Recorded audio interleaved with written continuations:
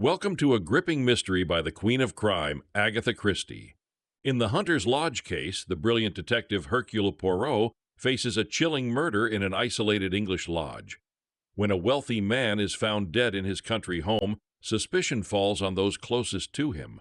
With the snow falling and secrets buried deep, Poirot must untangle a web of lies and deceit. Prepare for twists, suspense, and Poirot's unmatched detective skills. Don't forget to like, subscribe, and hit the bell to stay tuned for more thrilling mysteries. Let the investigation begin. After all, murmured Poirot, it is possible that I shall not die this time. Coming from a convalescent influenza patient, I hailed the remark as showing a beneficial optimism. I myself had been the first sufferer from the disease. Poirot, in his turn, had gone down. He was now sitting up in bed, propped up with pillows. Yes, my little friend continued. Once more shall I be myself again, the great Hercule Poirot, the terror of evildoers. Figure to yourself, mon ami, that I have a little paragraph to myself in society gossip. But yes, here it is. Go at criminals all out, Hercule Poirot, and believe me, girls, he's some Hercules. Our own pet society detective can't get a grip on you. 'Cause why? 'Cause he's got Le Grip himself? I laughed. Good for you, Poirot. You are becoming quite a public character. And fortunately, you haven't missed anything of particular interest during this time. That is true. The few cases I have had to decline did not fill me with any regret. Our landlady stuck her head in at the door. There's a gentleman downstairs. Says he must see M. Poirot or you, Captain. Seeing as he was in a great to-do, and with all that quite the gentleman, I brought up his card. She handed me the bit of pasteboard. Hon Roger Havering, I read. Poirot motioned with his head toward the bookcase, and I obediently pulled forth the Who's Who. Poirot took it from me and scanned the pages rapidly. Second son of 5th Baron Windsor, married 1913 Zoe, 4th daughter of William Crabbe. I said. I rather fancy that's the girl who used to act at the Frivolity, only she called herself Zoe Carisbrooke. I remember she married some young man about town just before the war. Would it interest you, Hastings, to go down and hear what our visitor's particular trouble is? Make him all my excuses. Roger Havering was a man of about 40, well set up and of smart appearance. His face, however, was haggard, and he was evidently laboring under great agitation. Captain Hastings, you are Memmi Poirot's partner, I understand. It is imperative that he should come with me to Derbyshire today. I'm afraid that's impossible, I replied. Poirot is ill in bed, influenza. His face fell. Dear me, that's a great blow to me. The matter on which you want to consult him is serious. My God, yes, my uncle, the best friend I have in the world, was foully murdered last night. Here in London. No, in Derbyshire. I was in town and received a telegram from my wife this morning. Immediately upon its receipt, I determined to come round and beg M. Poirot to undertake the case. If you will excuse me a minute, I said, struck by a sudden idea. I rushed upstairs and in few brief words acquainted Poirot with the situation. He took any further words out of my mouth. I see. You want to go yourself, is it not so? Well, why not? You should know my methods by now. All I ask is that you should report to me fully every day and follow implicitly any instructions I may wire you. To this I willingly agreed. And an hour later I was sitting opposite Mr. Havering in a first-class carriage on the Midland Railway, speeding rapidly away from London. To begin with, Captain Hastings, you must understand that Hunter's Lodge, where we are going, and where the tragedy took place, is only a small shooting box in the heart of the Derbyshire moors. Our real home is near Newmarket, and we usually rent a flat in town for the season. Hunter's Lodge is looked after by a housekeeper, who is quite capable of doing all we need when we run down for an occasional weekend. Of course, during the shooting season, we take down some of our own servants from Newmarket. My uncle, Mr. Harrington Pace, as you may know, my mother was a Miss Pace of New York, has for the last 3 years made his home with us. He never got on well with my father or my elder brother, and I suspect that my being somewhat of a prodigal son myself rather increased than diminished his affection toward me. Of course, I am a poor man, and my uncle was a rich one. In other words, he paid the piper.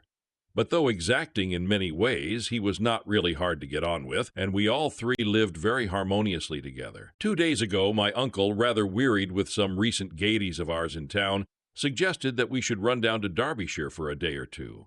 My wife telegraphed to Mrs. Middleton, the housekeeper, and we went down that same afternoon. Yesterday evening I was forced to return to town, but my wife and my uncle remained on. This morning I received this telegram. He handed it over to me, and I read, "Come at once. Uncle Harrington murdered last night. Bring good detective if you can, but do come. Zoe." Then as yet you know no details. No, I suppose it will be in the evening papers. Without doubt the police are in charge. It was about 3 o'clock when we arrived at the little station of Elmer's Dale. From there, a 5-mile drive brought us to a small gray stone building in the midst of the rugged moors. "A lonely place," I observed. Havering nodded. "I shall try and get rid of it. I could never live here again." We unlatched the gate and were walking up the narrow path to the oak door when a familiar figure emerged and came to meet us. "Jap!" I ejaculated. The Scotland Yard inspector grinned at me in a friendly fashion before addressing my companion. "Mr. Havering, I think?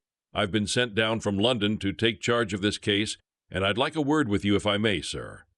"My wife—" "I've seen your good lady, sir, and the housekeeper. I won't keep you a moment, but I'm anxious to get back to the village now that I've seen all there is to see here. I know nothing as yet as to what—" "Exactly," said Jap soothingly.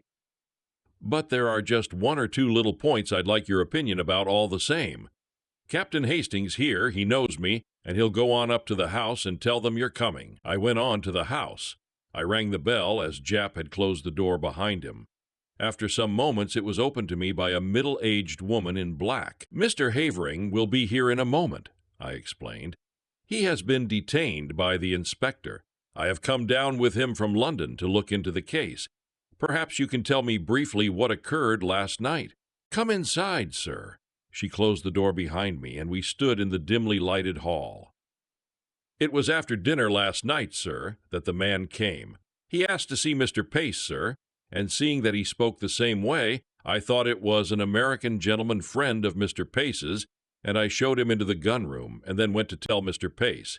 He wouldn't give no name, which of course was a bit odd, now I come to think of it. I told Mr. Pace, and he seemed puzzled like, but he said to the mistress, 'Excuse me, Zoe, while I just see what this fellow wants.' He went off to the gun room, and I went back to the kitchen, but after a while I heard loud voices as if they were quarreling, and I came out into the hall. At the same time, the mistress, she comes out too, and just then there was a shot and then a dreadful silence. We both ran to the gun-room door, but it was locked, and we had to go round to the window. It was open, and there inside was Mr. Pace, all shot and bleeding. What became of the man? He must have got away through the window, sir, before we got to it. And then Mrs. Havering sent me to fetch the police. 5 miles to walk it was. They came back with me, and the constable, he stayed all night. And this morning the police gentleman from London arrived. What was this man like who called to see Mr. Pace? The housekeeper reflected. He had a black beard, sir, and was about middle-aged, and had on a light overcoat. Beyond the fact that he spoke like an American, I didn't notice much about him. I see. Now I wonder if I can see Mrs. Havering? She's upstairs, sir. Shall I tell her? If you please. Tell her that Mr. Havering is outside with Inspector Jap, and that the gentleman he has brought back with him from London is anxious to speak to her as soon as possible." "Very good, sir." I was in a fever of impatience to get at all the facts. Jap had 2 or 3 hours' start of me, and his anxiety to be gone made me keen to be close at his heels. Mrs. Havering did not keep me waiting long. In a few minutes I heard a light step descending the stairs, and looked up to see a very handsome young woman coming toward me. She wore a flame-colored jumper that set off the slender boyishness of her figure. On her dark head was a little hat of flame-colored leather. Even the present tragedy could not dim the vitality of her personality. I introduced myself, and she nodded in quick comprehension. "Of course I have often heard of you and your colleague, Mess Poirot. You have done some wonderful things together, haven't you? It was very clever of my husband to get you so promptly. Now, will you ask me questions? That is the easiest way, isn't it, of getting to know all you want to about this dreadful affair?" "Thank you, Mrs. Havering. Now, what time was it that this man arrived?" "It must have been just before 9 o'clock. We had finished dinner, and were sitting over our coffee and cigarettes." "Your husband had already left for London?" "Yes, he went up by the 6:15. Did he go by car to the station, or did he walk?" "Our own car isn't down here. One came out from the garage in Elmer's Dale to fetch him in time for the train." "Was Mr. Pace quite his usual self?" "Absolutely most normal in every way. Now, can you describe this visitor at all?" "I'm afraid not. I didn't see him. Mrs. Middleton showed him straight into the gun room and then came to tell my uncle. What did your uncle say? He seemed rather annoyed, but went off at once. It was about 5 minutes later that I heard the sound of raised voices. I ran out into the hall and almost collided with Mrs. Middleton. Then we heard the shot. The gunroom door was locked on the inside, and we had to go round the house to the window. Of course, that took some time, and the murderer had been able to get well away. My poor uncle, her voice faltered, had been shot through the head. I saw at once that he was dead, and I sent Mrs. Middleton for the police straight away.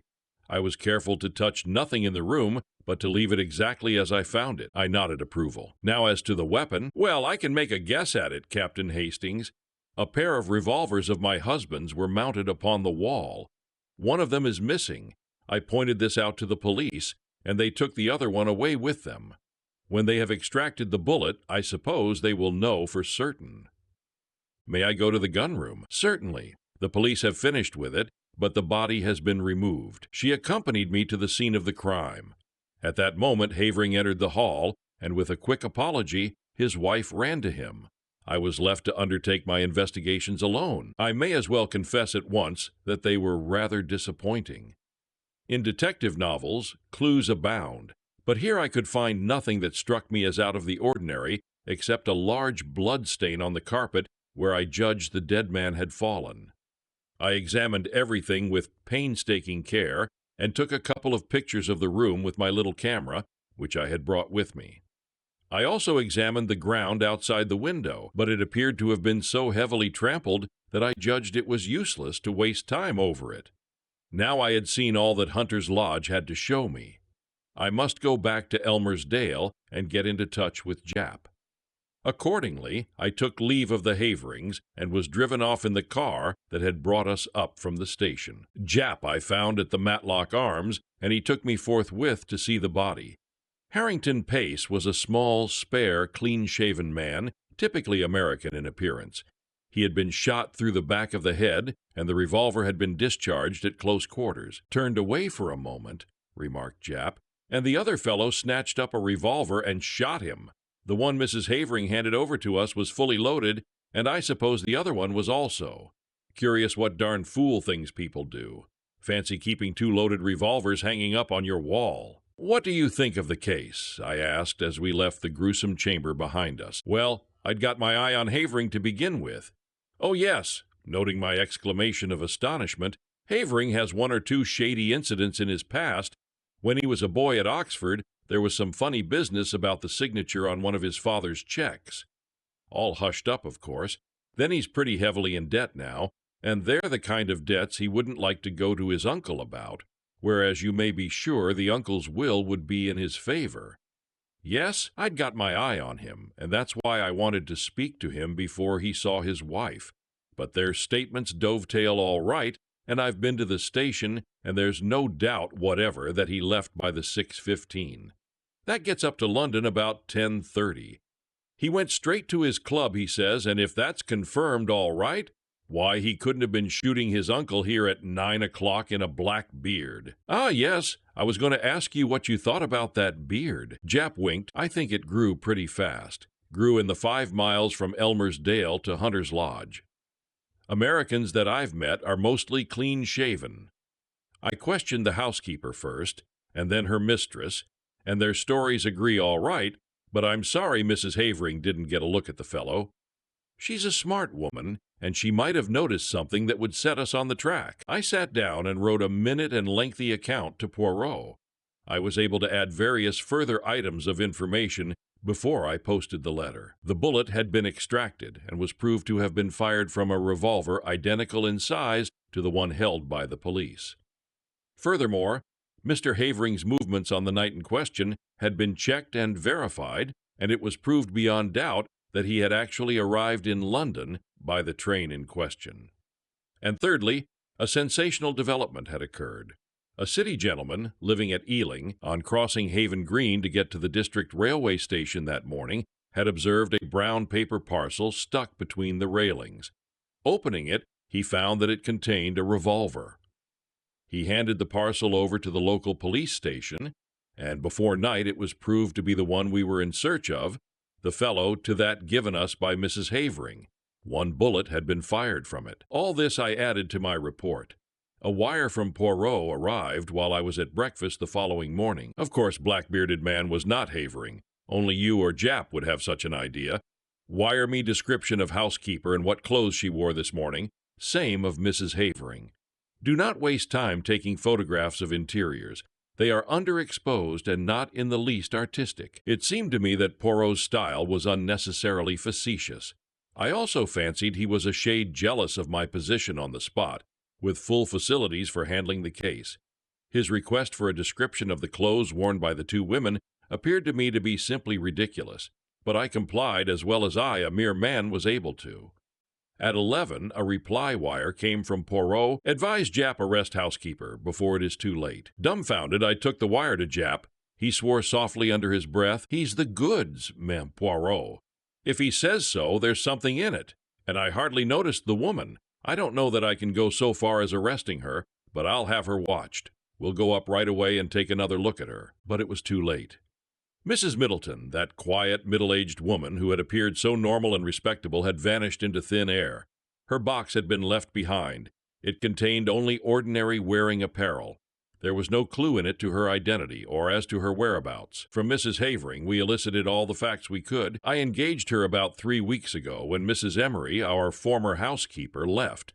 She came to me from Mrs. Selboom's agency in Mount Saint, a very well-known place. I get all my servants from there. They sent several women to see me, but this Mrs. Middleton seemed much the nicest and had splendid references. I engaged her on the spot and notified the agency of the fact. I can't believe that there was anything wrong with her. She was such a nice, quiet woman. The thing was certainly a mystery, while it was clear that the woman herself could not have committed the crime, since at the moment the shot was fired, Mrs. Havering was with her in the hall. Nevertheless, she must have some connection with the murder, or why should she suddenly take to her heels and bolt? I wired the latest development to Poirot and suggested returning to London and making inquiries at Selborne's agency. Poirot's reply was prompt. Useless to inquire at agency. They will never have heard of her. Find out what vehicle took her up to Hunter's Lodge when she first arrived there. Though mystified, I was obedient. The means of transport in Elmersdale were limited. The local garage had 2 cars, and there were 2 station flies. None of these had been requisitioned on the date in question. I may also mention that inquiries at the agency in London bore out Poirot's prognostication. No such woman as Mrs. Middleton had ever been on their books. They had received the Hon, Mrs. Havering's application for a housekeeper, and had sent her various applicants for the post. When she sent them the engagement fee, she omitted to mention which woman she had selected. It is suggested that the reader pause in his perusal of the story at this point, make his own solution of the mystery, and then see how close he comes to that of the author. The editors. Somewhat crestfallen, I returned to London. I found Poirot established in an armchair by the fire. He greeted me with much affection. "Mon ami Hastings, but how glad I am to see you! Veritably I have for you a great affection. And you have enjoyed yourself? You have run to and fro with the good Jap? You have interrogated and investigated to your heart's content?" "Poirot," I cried, "the thing's a dark mystery. It will never be solved. It is true that we are not likely to cover ourselves with glory over it. No, indeed, it's a hard nut to crack. Oh, as far as that goes, I am very good at cracking the nuts, a veritable squirrel. It is not that which embarrasses me. I know well enough who killed Mr. Harrington Pace." "You know, how did you find out?" "Your illuminating answers to my wires supplied me with the truth.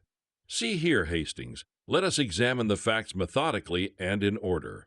Mr. Harrington Pace is a man with a considerable fortune, which at his death will doubtless pass to his nephew. Point number 1. His nephew is known to be desperately hard up. Point number 2. His nephew is also known to be, shall we say, a man of loose moral fiber. Point number 3. But Roger Havering is proved to have journeyed straight up to London. Précisément. And therefore, as Mr. Havering left Elmersdale at 6:15, and since Mr. Pace cannot have been killed before he left, or the doctor would have spotted the time of the crime as being given wrongly when he examined the body, we conclude, quite rightly, that Mr. Havering did not shoot his uncle. But there is a Mrs. Havering, Hastings. Impossible. The housekeeper was with her when the shot was fired. Ah, yes, the housekeeper, but she has disappeared. She will be found. I think not. There is something peculiarly elusive about that housekeeper. Don't you think so? It struck me at once. She played her part, I suppose, and then got out in the nick of time. And what was her part? Well, I presume to admit her confederate, the black-bearded man. Oh, no, that was not her part. Her part was what you have just mentioned, to provide an alibi for Mrs. Havering at the moment the shot was fired. And no one will ever find her, mon ami, because she does not exist. There's no such person, as your so great Shakespeare says. It was Dickens, I murmured, smiling. But what do you mean, Poirot? I mean that Zoe Havering was an actress before her marriage, that you and Jap only saw the housekeeper in a dark hall, a dim middle-aged figure in black with a faint, subdued voice, and finally that neither you nor Jap nor the local police whom the housekeeper fetched ever saw Mrs. Middleton and her mistress at one and the same time. It was a child's play for that clever and daring woman. On the pretext of summoning her mistress, she runs upstairs, slips on a bright jumper and a hat with black curls attached, which she jams down over the gray transformation. A few deft touches, and the makeup is removed. A slight dusting of rouge, and the brilliant Zoe Havering comes down with her clear, ringing voice. But the revolver that was found at Ealing? Mrs. Havering could not have placed it there? No, that was Roger Havering's job. But it was a mistake on their part. It put me on the right track. A man who has committed a murder with a revolver which he found on the spot would fling it away at once. He would not carry it up to London with him. No, the motive was clear. The criminals wished to focus the interest of the police on a spot far removed from Derbyshire. They were anxious to get the police away as soon as possible from the vicinity of Hunter's Lodge. Of course, the revolver found at Ealing was not the one with which Mr. Pace was shot. Roger Havering discharged one shot from it, brought it up to London, went straight to his club to establish his alibi, then went quickly out to Ealing by the District Railway, a matter of about 20 minutes only, placed the parcel where it was found, and so back to town. That charming creature, his wife, quietly shoots Mr. Pace after dinner. You remember he was shot from behind? Another significant point. That. She reloads the revolver and puts it back in its place, and then starts off with her desperate little comedy. It's incredible, I murmured, fascinated, and yet it is true. Bien sûr, my friend, it is true.